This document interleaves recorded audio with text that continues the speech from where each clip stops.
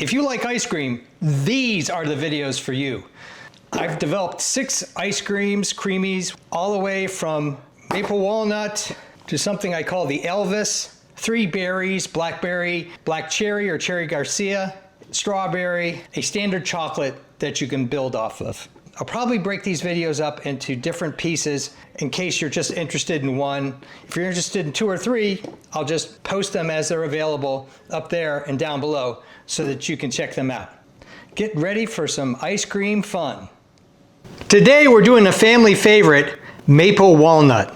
The more you eat it, the more you like it. We're going to start out with 12 ounces of 2% milk. You can use lactose free, you can use whole milk, whatever it is. You can use almond milk, coconut milk. I like to mix it up and do half and half. 30 grams of vanilla protein powder. You could make it vegan if you want. Collagen peptide. I don't use pudding mix. Xanthan gum. Xanthan gum I think has a funny aftertaste to it. This collagen powder works really well and it gives you a little extra protein.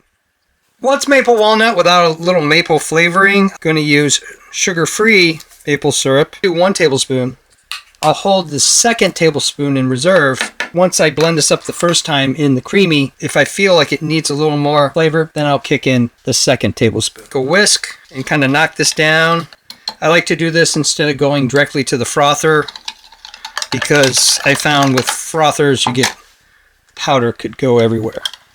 I'll post one down below if you don't have one and just kind of blend it all together and get the powder to conjoin with the milk and the maple syrup.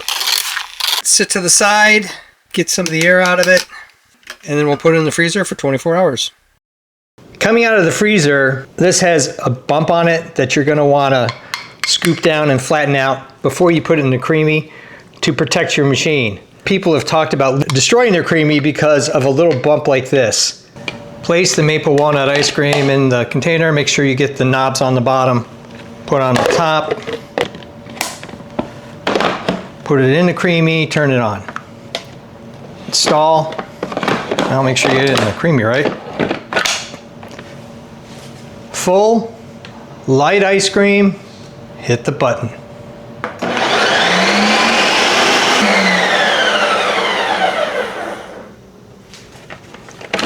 Release, pull it out. I like to shut off the creamy. I'd rather have it a little powdery than put it in the mix-in setting. Taste and see how it is.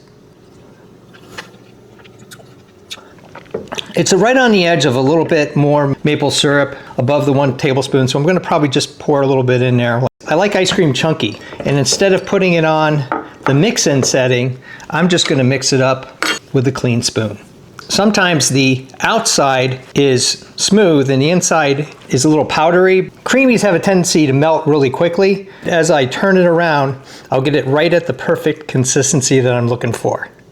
The great thing about making your own ice cream is you can put as much walnuts as you want, whatever size you want, more syrup or less syrup.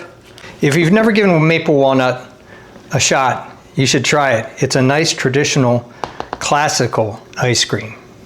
Now for the taste test, and make sure you get a little bit of walnut in there. Oh man, the memories. And the great thing about it is you can use regular syrup, sugar-free syrup. You can make this vegan, lactose-free, full-on whole milk. You're gonna be really happy with the results. Thumbs up and comments, always appreciated. Thanks for watching.